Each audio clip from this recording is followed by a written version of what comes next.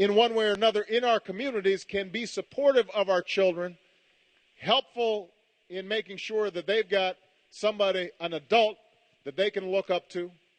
You know, it can be in the church, it can be in a community center, but really giving our young people that kind of support, that's at least as critical, I would argue more critical, than what government's going to do. So that's a challenge, not just to me, that's a challenge to all of us. Everybody's got to be involved. All right? Okay, it's a young lady's turn. It's a young lady right here. You. Hi, Mr. President. My name is Narkis Barak. Is that right? Wow. Yes. You and me. And I'm a single mom of 3 daughters. I have my eldest here. She's 12 years old. What's her name? Yasmin. Yasmin? Yeah, That's and a nice she name. goes to Lusher, which is one of the top schools here. Excellent. My question has to do with an article that came out today in the Times-Picayune, in which it reported that Tom Pirelli, the Associate Attorney General, was lauding local non-governmental and governmental agencies in the effort to help women who are victims of domestic violence. I don't know if you know, but the rates of domestic violence rose quite dramatically after Katrina and have continued to rise. And one of the problems is we've got agencies that are helping women with things like therapy and food and help with their children.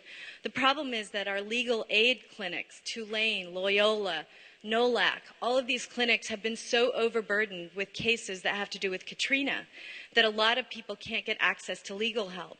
Now, the segment of the population that's most suffering from this are women, and by extension, children. You can sit in court in Jefferson Parish and Orleans Parish for a whole day and watch a whole docket of cases, and not a single woman has legal counsel. So I wanted to ask you, I know that you and Mr. Biden have been supporters of the Violence Against Women Act, and I was wondering what you can do to ensure that women in Southeast Louisiana have their civil rights protected and their due process protected. Well, it's a great question. As I mentioned, speaking broadly, obviously there continue to be concerns about crime in the region post-Katrina. And not only have we helped to fund Mayor Nagin and others to be able to rehire cops and rebuild police stations and so forth, but also to build a more effective judicial system, because that goes with it. We've set up a violent crimes task force that is up and running and coordinates between the FBI and all the various local and state agencies. So there are a range of steps that we've taken generally to address crime, but I think you're making a really powerful point, which is that when it comes to domestic violence, oftentimes that's underreported because women don't feel that they have the support they need in order to step out from those situations.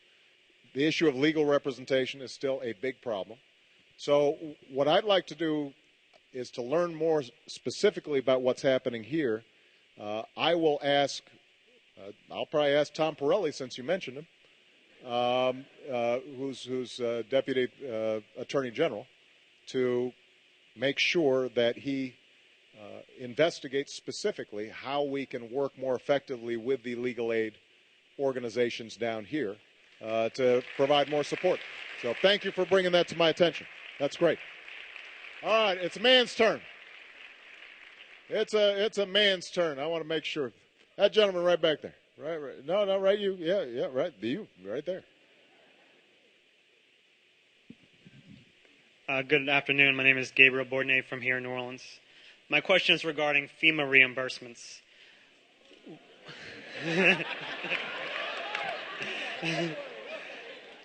Why is it 4 years after Katrina we're still fighting with the federal government for money to repair our devastated city?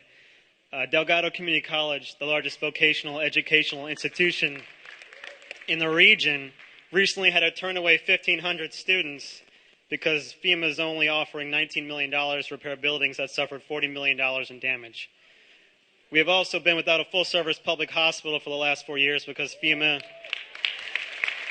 very popular.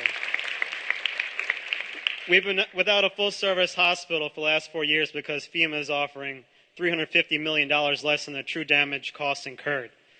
I mean, I expected as much from the Bush administration, but why are we still being nickel and dime in our recovery? Well, look, let me say this. First of all, I will say to every single person in the Gulf region, you could not have a better FEMA director than we have right now, and I think our agency is working around the clock to clear up red tape and to eliminate bureaucracy on backlogs that go back years. Now, as I said, I know since a lot of these problems have been going on since Katrina happened, people understandably feel impatient. On the other hand, these things were not all going to be fixed tomorrow. So we are working as hard as we can, as quickly as we can, to process through many of these issues. Now, you mentioned, for example, Charity Hospital. We are committed to working with the city and the state to make sure that we have world-class health facilities here in New Orleans. But what is also true is that there are all sorts of complications between the state, the city, and the feds in making assessments on the damages. Now, I wish I could just write a check. You say, why not? Well, there's this whole thing about the Constitution and Congress, and not to mention the fact that I'm always, one of the interesting things you find out about being president is everybody will attack you for spending money unless you're spending it on them. You notice that? So we've got to go through procedures, but here's the good news. For example, on Charity Hospital, I know the state has agreed to go through an arbitration process that Mary Landrieu helped set up that is designed to cut through and avoid a long, tangled mess so that we can actually start rebuilding and providing services.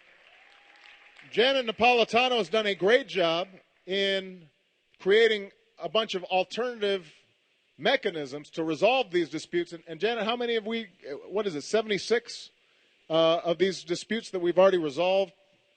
At least, right? That's part of the reason why we sprung loose $1.4 billion of money that had been held up for years. Now, that may not sound like a lot of money to you, but it's real money. So I guess my point is this. I make no excuses for the fact that the federal government did not work effectively with state and local governments immediately in the aftermath of the storm to make sure that everybody got the help they needed right away. And we are still working through the backlog of problems that existed. But I will say that I think not only Democrat Mary Landrieu, but also I think Republican Governor Jindal will tell you that our team is outstanding. They are working really hard all the time to try to get these things resolved as quickly as possible. And my expectation is that by the time that my term is over, you guys are going to look back and you're going to say, this was a responsive administration on health care, on housing, on education that actually made sure that the money flowed and that things got done the way they were supposed to get done. All right.